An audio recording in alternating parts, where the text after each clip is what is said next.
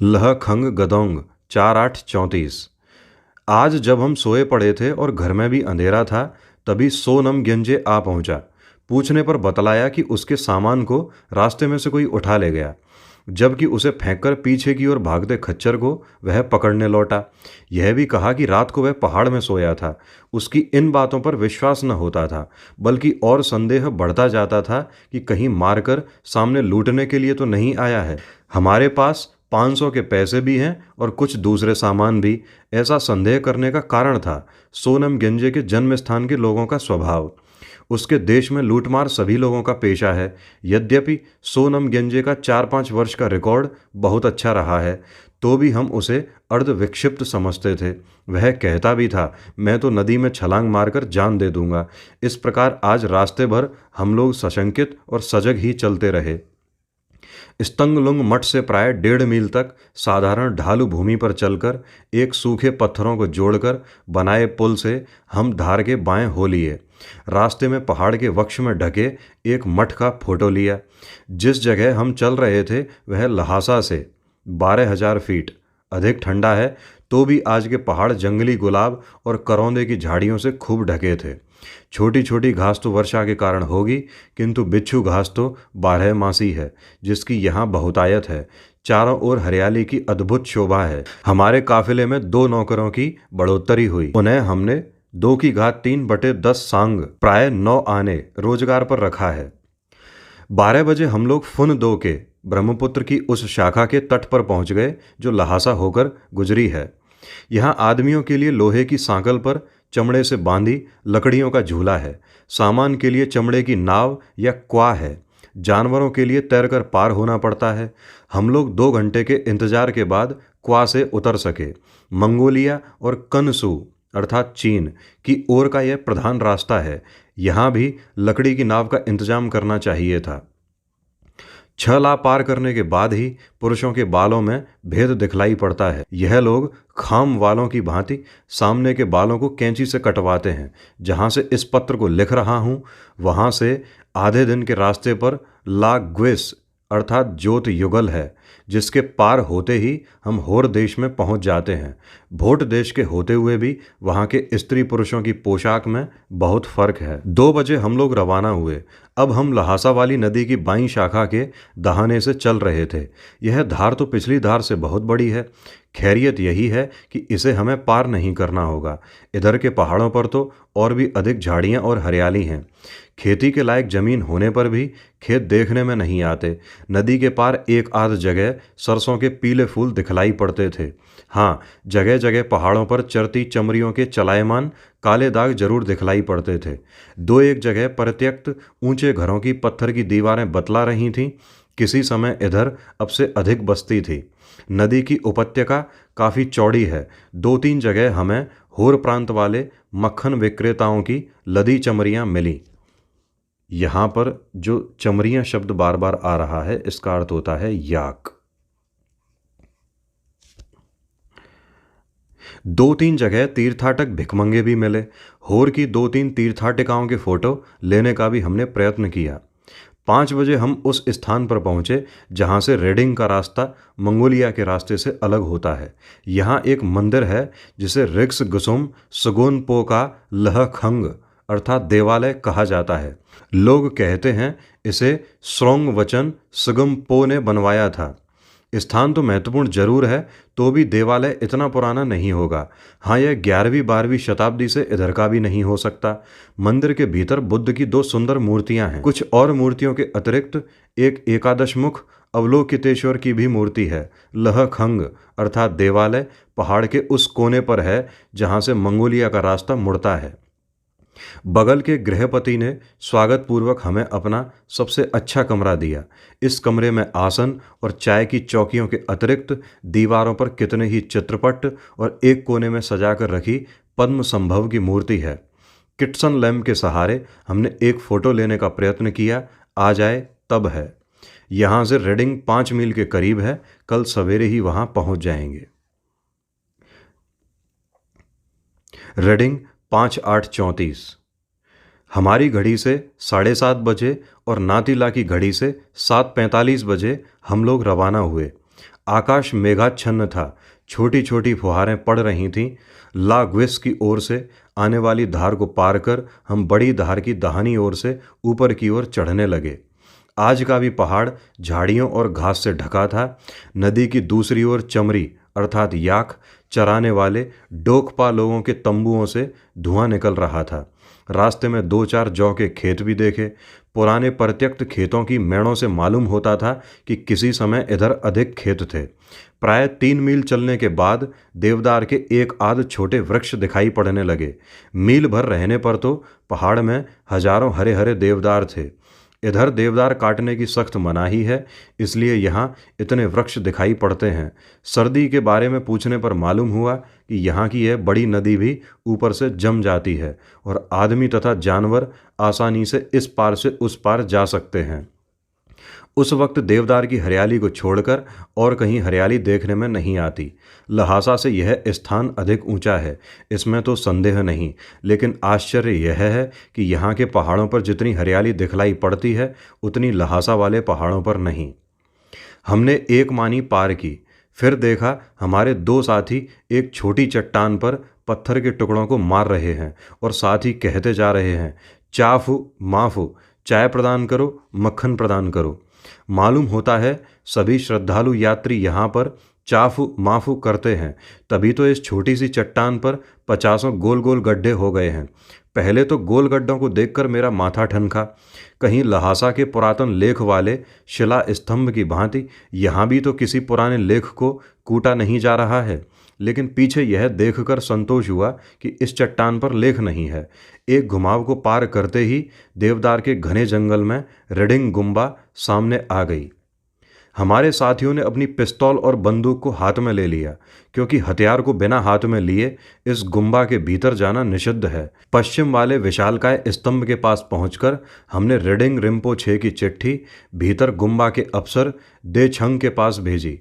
थोड़ी देर में बुलावा आया और ब्ल मी फो व्रंग अर्थात लामा का महल के एक कमरे में रहने के लिए स्थान मिला। अब हमें सबसे पहले उस काम की फिक्र हुई जिस काम के लिए इतनी दूर इतनी परेशानी के साथ आए हैं।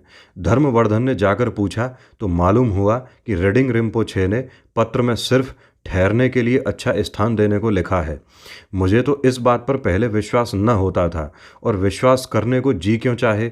इतनी तकलीफ झेलकर पद पद पर चोरों के खतरे वाले इस प्रदेश में तो हम इसलिए आए थे कि रेडिंग में हमें दीपंकर श्रीज्ञान के हाथ के लिखे ताल के पत्ते देखने को मिलेंगे। देखने को ही नहीं, बल्कि हम तो फोटो लेने के सारे सामान के साथ आए थे। क्या हमारा यह सारा प्रयत्न व्यर्थ जाने को है? उस चिट्ठी के भीतर एक दूसरे अफसर के लिए भी चिट्ठी थी, जो स्वयं एक दिन पूर्व लहासा चला गया।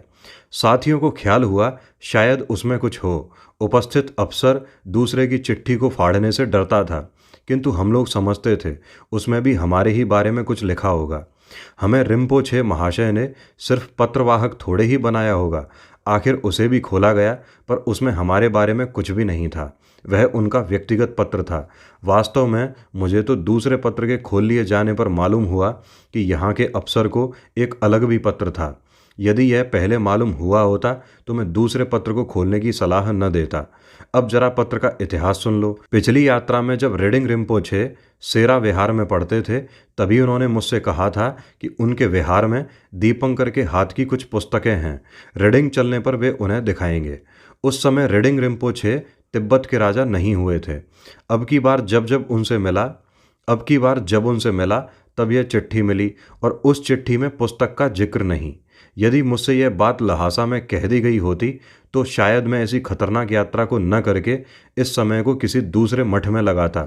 इससे तो 1000 गुना अच्छा होता यदि मैं रिम्पोछे के पत्र को न लाया होता। संभव है उस समय ऐसा अच्छा ठहरने का स्थान न मिलता, किंतु उससे लाभ होता। रेडिंग विहार को आचार्य दीपंकर के शिष्य श्रोमश तोनपा ने आचार्य के देहांत के बाद बनवाया था। श्रोम स्तोनपा भिक्षु न होते हुए भी आचार्य का प्रधान शिष्य था, और तिब्बत में उनके पहुंचने के वक्त से ही वह छाया की भांति बराबर साथ रहा। उसके बनाए विहार में आचार्य की चीज़ों का होना जरूरी ही ठहरा। इन चीज़ों में ऊपर कहीं एक तालपत्र की पुस्तक का बस्ता है, जिसका आधा भाग जल गया बतलाया जाता है। इसके अतिरिक्त कुछ पुराने चित्रपट हैं जिनमें दो वे हैं जिनको चित्रकार ने दीपंकर को देखकर बनाया था और जिनका वर्णन दीपंकर के पुराने जीवन चरित्र में भी आता है। अफसर भिक्षु ने दूसरी चिट्ठी के खोलने से पहले कहा था कि सोने का चढ़ावा चढ़ाने से दीपंकर वाले दोनों चित्रपट बाहर लाए जा सकते हैं। उस वक्त फ़ोटो ले लेना, पर दूसरी चिट्ठी में कुछ न देखने पर हमने फिर चित्रपट की बात छोड़ दी। मध्याह्न भोजन के बाद एक पथ प्रदर्शक के साथ हम भिन्न भिन्न मंदिरों के दर्शन के लिए चल पड़े। पहले पश्चिम भाग के गसेर ब्रह्म मंदिर में गए। मंदिर छोटा है जिसमें दीपंकर, श्रोमसतोनपा आदि की छोटी छोटी मूर्तियां हैं। गुम्बा में भिक्षुओं की रजिस्टर्ड संख्या तो 370 बतलाई जाती है, किंतु कुत्तों की संख्या भी काफ़ी है। गसेर ब्रह्म अर्थात लाख सुवर्ण मंदिर में वैसा सोना तो नहीं दिखलाई पड़ा, पर ठीक द्वार पर ये कुत्ता मरा पड़ा था जिसे हटाने की जरूरत अभी लोग अनुभव नहीं कर रहे थे। वहाँ से परिक्रमा में होते हम सुगोमपह लहखंग में पहुँचे। सुगोमपह श्रोमसतोनपा का प्रशिष्य तथा शरबा पा का शिष्य था। समय 12वीं सदी। मंदिर के भीतर बहुत सी मूर्तियां हैं और दीवारों पर बहुत से चित्रपट लटक रहे हैं। दीवारों पर के पुराने चित्रों का भोट देश में मिलना मुश्किल है, क्योंकि लोग समय समय पर चित्रों को नया करते रहते हैं, किंतु चित्रपटों में हमें पुराने मिल सकते हैं। तिब्बत में आने के बाद आज ही हमें भारतीय चित्रपट दिखलाई पड़े। कुछ ऐसे चित्रपट इस मंदिर में भी हैं। इसके पास ही तमचन का पवित्र देवदार है जिसके ऊपर भोट का उक्त महान देवता निवास करता है। श्रद्धालु नातीला ने इस देवता के ऊपर एक चांदी का टंका चढ़ाया। अब हम चलकर पूर्व किनारे पर आ गए। तुमको यह भी मालूम होना चाहिए कि यहाँ के कितने ही देवदारों के नाम पुराने ग्रंथों तक में दर्ज हो गए हैं। पश्चिम दिशा में चंदन दकर पो अर्थात श्वेत चंदन और चंदन धुमर पो अर्थात रक्त चंदन हम देख चुके थे। अब पूर्व और ग्रुबसिल और योन तन गुण के दो देवदारों को देखा। इन पुराने देवदारों में कितने ही अब सूख गए हैं, फिर भी उनको कायम रखा गया है। अब हम प्रधान देवदालय गचुग ब्लग खंग की ओर चले। रास्ते में ऊपर की ओर एक तल्ले की बहुत सी घरोनों जैसी अस्त व्यस्त कोठरियाँ हैं। इन्हीं में यहाँ के भिक्षु रहते हैं। रास्ते में एक नाग देवता की झोंपड़ी है और फिर आधे दर्जन कुत्तों की बैठक। प्रधान देवालय यहाँ का भी स्तगलुंग के प्रधान देवालय की तरह भीतरी आंगन वाला है। हाँ, इसकी दीवारें उतनी ऊंची नहीं हैं। यह आंगन भी पीछे से जोड़ा मालूम होता है, क्योंकि श्रोम स्टोन डोमतोन का बनाया छोटा मंदिर आंगन के पूर्वोत्तर कोने पर है। दक्षिण का भाग खम्भों के बरामदे में है, जिसके पश्चिमी भागों में 84 सिद्धों के चित्र भीत पर लिखे हुए हैं। चित्र बहुत पुराने नहीं हैं, तो भी उनमें कितनी ही पुरानी परंपरा है। पश्चिमी बरामदे या बारादरी से होते हुए हम उत्तरी भाग के पश्चिम वाले देवालय में घुसे। बिजली बत्ती हमारे हाथ में थी। भीतर 2 स्तूप और बुद्ध तथा मैत्रेय की मूर्तियां हैं। दीवारें 23-24 हाथ से कम ऊंची न होंगी और उनके सहारे कनजुर तनजुर की पुस्तकें छत तक चुनी गई हैं। यह सभी पुस्तकें हाथ से सुंदर अक्षरों में लिखी गई हैं। इनमें से बहुत सी तो 700 वर्ष की होंगी। किन्हीं किन्हीं पर पहले के मालिकों के नाम भी हैं। ग्रब फू पा नाम के किसी विद्वान का नाम बहुत सी पुस्तकों में देखा जाता है। इस देवालय के पास पूर्व की ओर दूसरा देवालय है। इसमें भी स्तूपों और मूर्तियों के अतिरिक्त वैसी ही पुस्तकों की छल्लियाँ दीवार के सहारे जोड़ी हुई हैं। कुछ पुस्तकों के पन्ने तो कीड़े भी खा रहे हैं, पर कीड़ों को खाकर ख़त्म करने में अभी शताब्दियाँ लगेंगी। इस समय कीड़ों के भक्ष्य होने के सिवा इनका कोई प्रयोजन भी नहीं मालूम होता। यह इस तरह नहीं रखी गई हैं कि उनमें से कोई पुस्तक निकाली जा सके। मैं सोच रहा था कि भोट देश के पुराने मठों में कैद इन पुस्तकों का कभी उद्धार होगा। सोचने से तो यही मालूम होता है कि किसी मोहम्मद बिन बख्तियार का पैदा होना असंभव होने से शायद समय समय पर मंदिरों को तबाह करने वाले अग्निदेव ही इनका उद्धार करें, अन्यथा शायद किसी समय ज्ञानपूर्वक और क्षोभपूर्वक ही इनका उद्धार हो।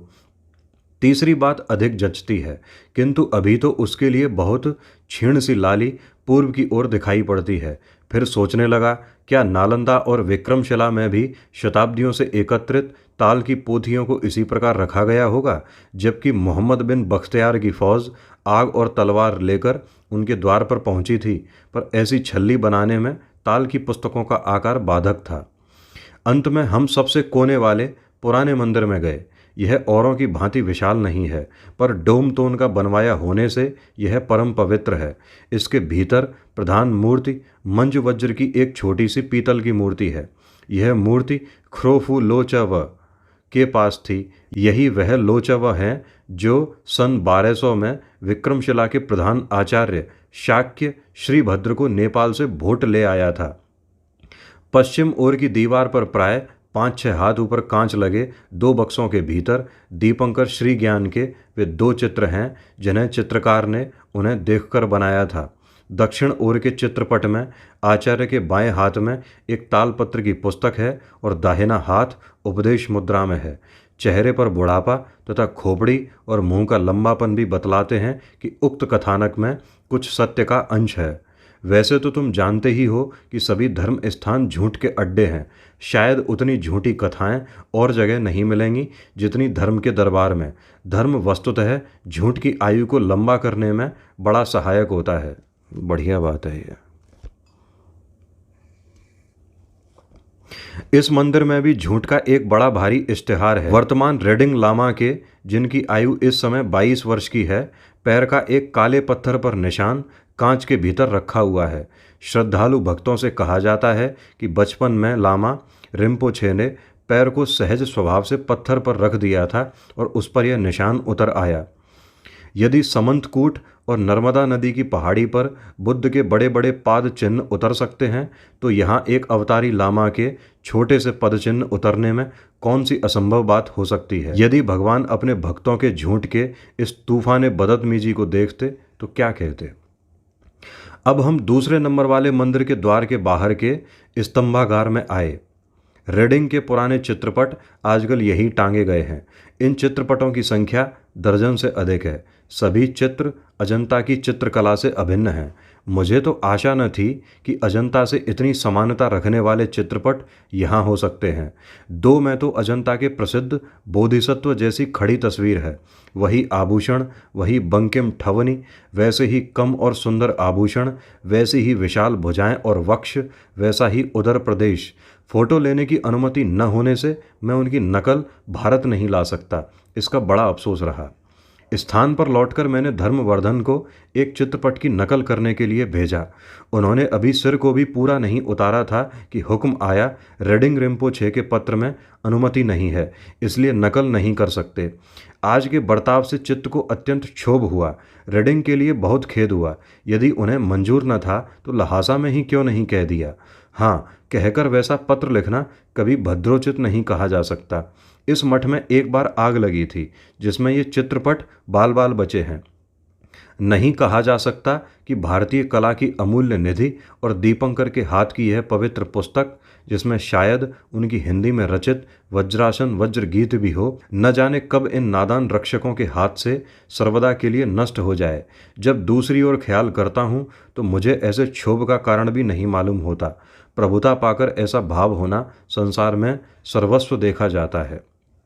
पवित्र समझी जाने वाली वस्तुओं के साथ भी ऐसा बर्ताव होता ही है। मुंह पर अप्रीतिकर बात न करनी भी मनुष्य का स्वभाव है। खिलाड़ी सभी बाजियां नहीं जीता करते, तो मुझे इस असफलता पर क्षोभ क्यों। ब्रग ग्रेब 7834।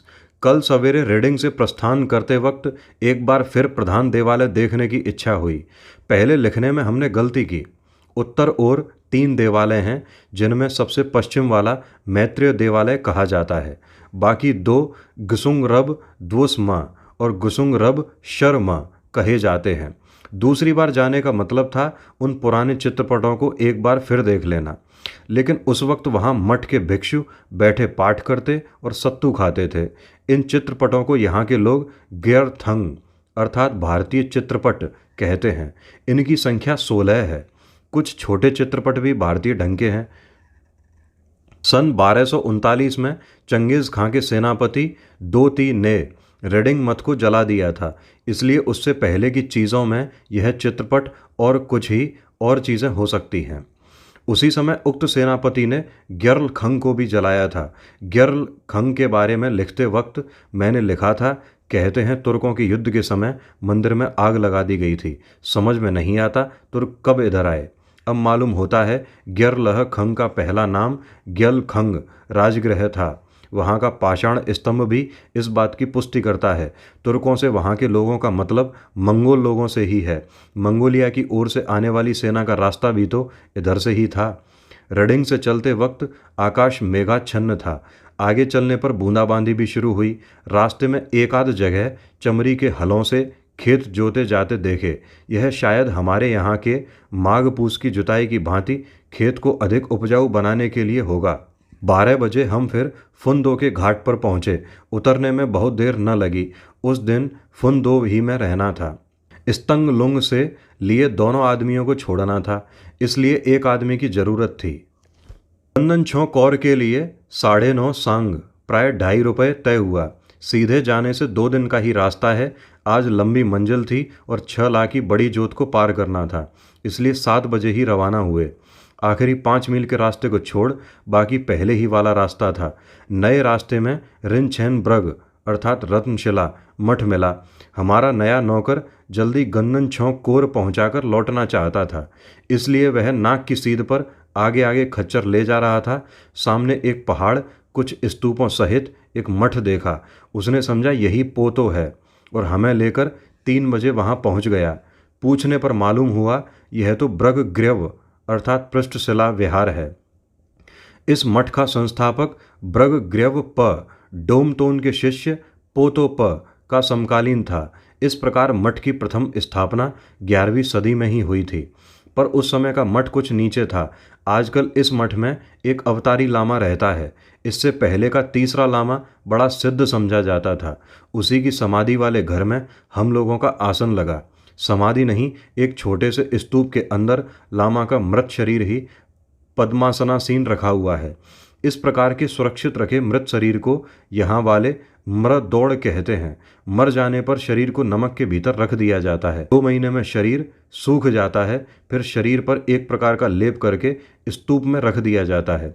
कहीं कहीं स्तूपों में छोटे छिद्र रखते हैं, जिससे लोगों को लामा का दर्शन होता है। हमारे पास के मृत लामा के स्तूप का छिद्र काफ़ी बड़ा है। हमने लैंप की रोशनी में फोटो लेने की कोशिश की। देखें सफलता हो तब। लहासा 10/8/34। परसों शाम को मुझे लहासा लौट आना पड़ा। मैंने 1 सप्ताह और बाहर ही रहने का विचार किया।